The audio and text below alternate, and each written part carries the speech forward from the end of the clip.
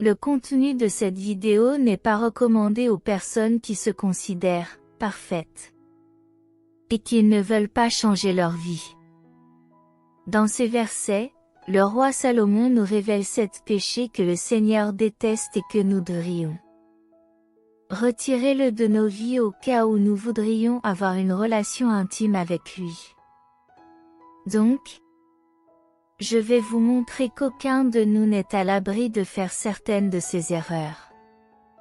Mais, avant cela, abonnez-vous ici sur ma chaîne et activez la sonnerie pour que vous receviez les suivantes vidéos que j'ai mises en place. D'accord? Alors allons-y. Premier péché que Dieu déteste, les yeux hautains. Avoir des yeux hautains signifie être superbe, fier, si vous pensez que vous êtes meilleur que les autres. Pour quelque raison que ce soit. C'est un péché si dangereux que la Bible dit qu'il faut à la ruine et à la chute. Et je suis étonné de voir tant de croyants qui, juste parce qu'ils vont l'Église et connaissent la parole de Dieu, pensent qu'ils peuvent pointer du doigt et condamner, comme ils étaient religieux au temps de Jésus. Christ a dit une fois une parabole dans laquelle le pharisien se croyait tellement supérieur qu'il disait dans ses prières, « Dieu, merci pour. Je ne suis pas comme les autres. » Pendant ce temps, un collecteur d'impôts priait Dieu, humblement, demandant grâce. À la fin de l'histoire, les religieux qui avaient des yeux rejetés par le Seigneur, et l'autre homme a été accepté parce qu'il a reconnu que sans Dieu qu'il n'était rien. Jésus termine donc cette parabole en citant la célèbre phrase, parce que quiconque s'élève sera humilié, mais celui qui s'abaisse sera élevé. Deuxième péché, langue menteuse. Le chrétien doit être connu comme un peuple qui vit dans la vérité et s'efforce de elle, quoi qu'il en coûte. Par conséquent, nous devons fuir toutes les formes de mensonges, au cas où.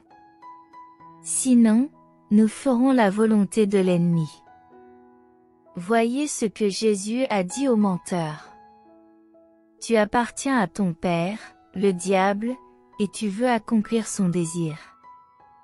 C'était un meurtrier. Depuis le commencement et ne s'est pas accroché à la vérité, car il n'y a pas de vérité en lui. Quand tu mens, il parle sa propre langue, car il est un menteur et le père du mensonge.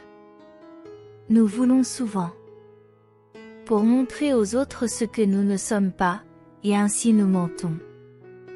D'autres fois, nous voulons cacher à quelqu'un quelque chose de mal que nous faisons, et nous cachons la vérité.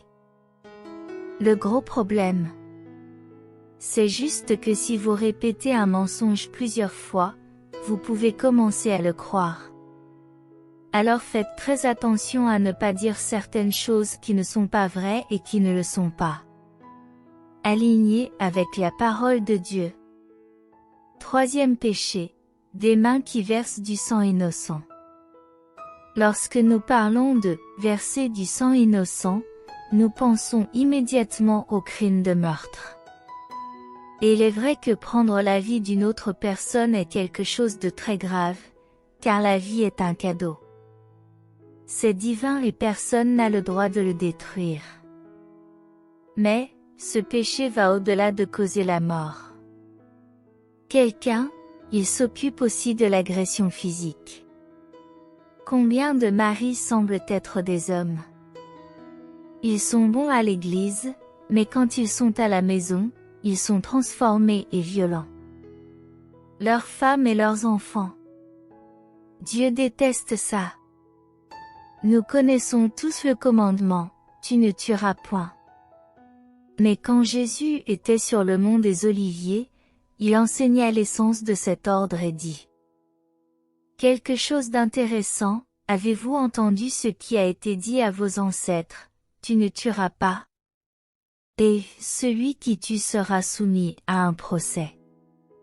Mais je vous dis que quiconque se met en colère contre son frère fera l'objet d'un procès. Aussi, celui qui dit à son frère Raka sera traduit en justice. Et quiconque dit fou court le risque de aller au feu de l'enfer. Jésus a dit que le meurtre peut aussi être dans nos vies. Des mots et des émotions. Juste parce que nous avons de la haine dans nos cœurs contre quelqu'un, cela signifie déjà que nous désobéissons au 6e commandement, comme l'apôtre Jean l'a dit, tout ce que celui qui est son frère est un meurtrier. Que Dieu nous permette de respecter la vie et nous aimons les gens, même nos ennemis. 4e péché, cœur qui prépare des plans pervers. Lorsque Satan jette une graine de mal sur nous, elle peut s'installer parmi nous. Cœur. Par conséquent, nous devons le protéger et ne pas permettre à cette graine de germer et de générer fruits amers, parce que Dieu n'est pas satisfait des gens qui ont un cœur mauvais. Il n'y a que de mauvaises intentions, comme la rancoeur, la haine, l'envie, le désir de vengeance, entre autres sentiments. Alors soyez très prudents. Dans un autre proverbe, Salomon a écrit « Par-dessus tout, garde ton cœur, car toute ta vie en dépend. » Et comment devrions-nous protéger nos cœurs du mal? Gardant la parole de Dieu en lui. Cela signifie obéissez et suivez ses commandements. La Bible dit que nos cœurs devraient être occupés avec tout ce qui est vrai, noble, juste, pur, charmant, de bonne réputation, excellent ou digne d'éloge. Ce sont les 4 péchés du chrétien qui déplaisent à Dieu, et qui ne peuvent être pratiqués par d'autres. Nous en aucun cas, sinon nous subirons les conséquences de notre désobéissance. Que Dieu nous aide et nous fortifie pour vivre chaque jour dans la sainteté.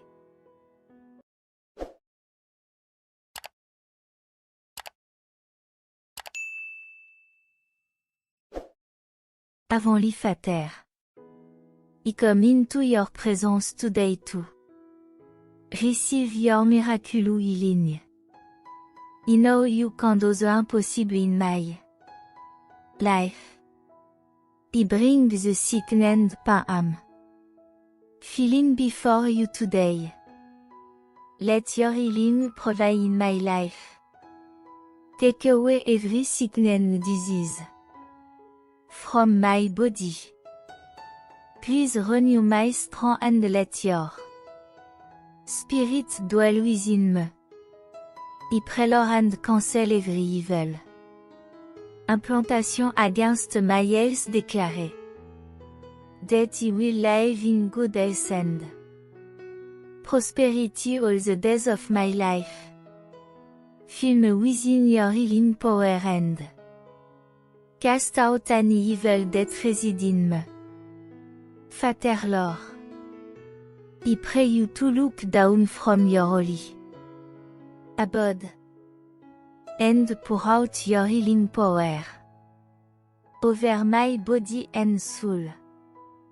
Shield me from all evil from my head to I pray you to know what there is damaged and broken within me. Let me have no anxiety and be able to look to you when I'm anxious. I am in need of your miracle, Lord. Please touch and make me whole. Fill me with the strength of Christ, Jésus, and may His blood flow through me, cleansing and healing my body and soul. Lord, please fill me with the courage From the Holy Spirit. To recover and bear the emotional and physical difficulty. You have faith in you, Lord, for your word. Says in Mark chapter 5 verse 34. Your faith has made you well. Go in peace. And be healed. I déclaré. That ye am healed and free. Father Lord. You are the fountain of life and healing. I bless your name. And offer you thanks for having delivered me from sickness and restored me to health. Guide me to do your will in all things. Devoting to your service so that the enemy will not have access to my life and my health. I rest underneath your mighty wings of love. I know there is healing in your touch. Let your miracle beautify my life, so that people may see your glory in my life. I surrender to you, God, in total faith and total peace. I rest in awe of you, knowing that I am being renewed, restored, and revitalized. Isaiah chapter 58 verse 8 tell me that. Then shall your light break forth as the morning, and your eyes shall spring forth speedily, and your righteousness shall go before you. The glory of the Lord shall be your reward. I déclaré. That ye am healed from every sickness, infirmity, or pain. Thank you, Lord, for making me whole. In Jesus' mighty name I pray. Amen.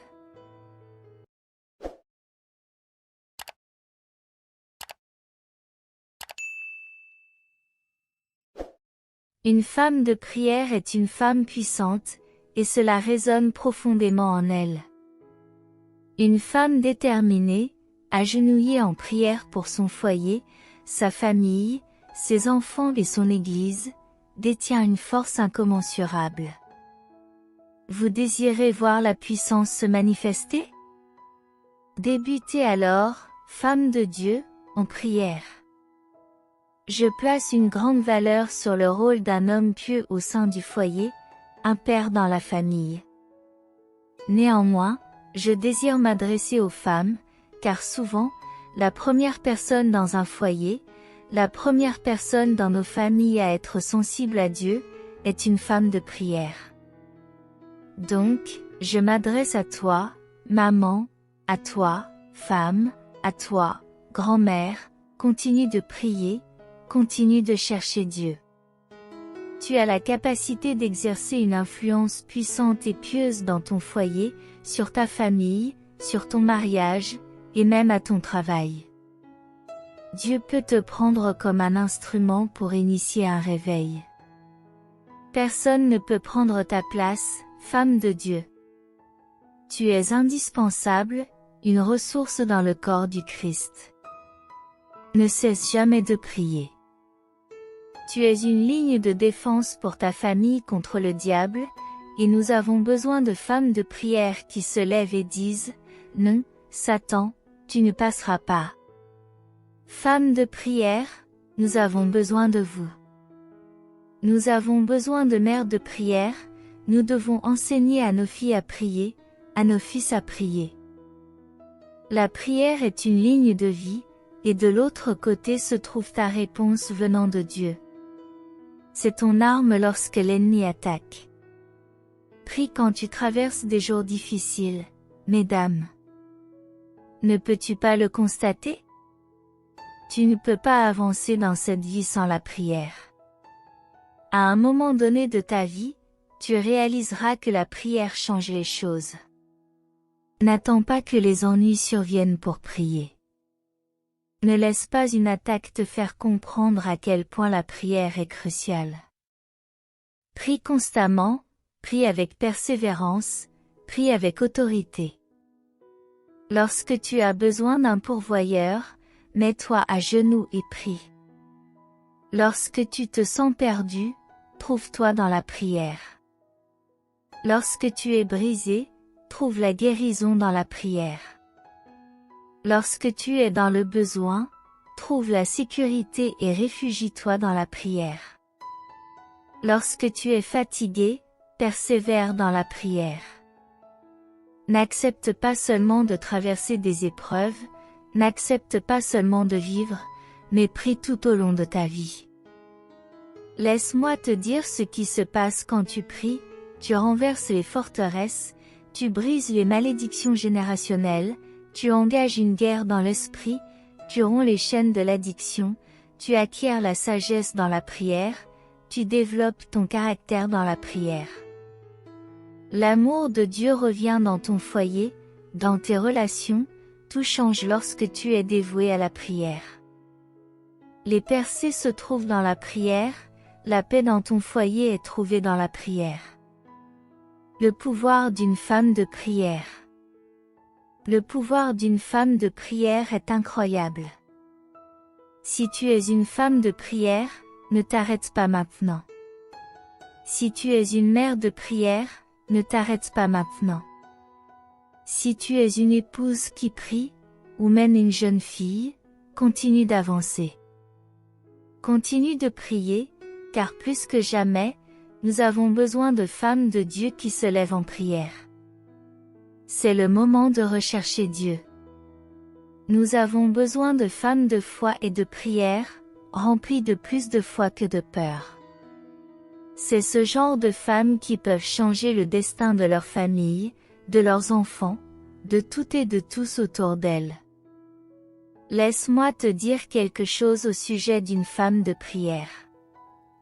Une femme de prière est dangereuse, une femme de foi est dangereuse. Elle mène une guerre dans son lieu secret de prière. La foi de la femme de Sunem était si forte qu'elle a porté le corps sans vie de son fils droit devant le serviteur d'Élisée.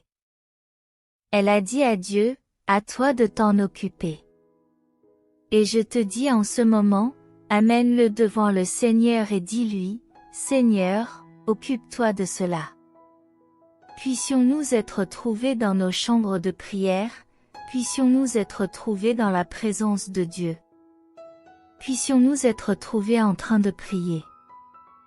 Nous devons atteindre le point où nous disons, « Diable, je suis fatigué de te laisser me pousser. Diable, je suis fatigué de tes accusations, de ta tentative de me troubler. Diable, je suis fatigué de ton affliction, de tes attaques, de ta tentative de me presser avec la peur, le doute, l'insécurité. » Il craint ce qu'un couple de prière uni en foi peut accomplir dans le royaume de Dieu. Et l'une des choses les plus importantes que les hommes devraient prier concernant leurs épouses, leurs mères, leurs grand-mères, c'est que leur relation avec Dieu grandisse et se fortifie par le Saint-Esprit. Prie pour qu'elle soit forte dans le Seigneur, spirituellement nourrie, car sa relation avec Dieu, tout comme la tienne, affectera votre mariage. Tenez-vous ensemble en tant que famille et faites en sorte que votre maison devienne une maison de prière.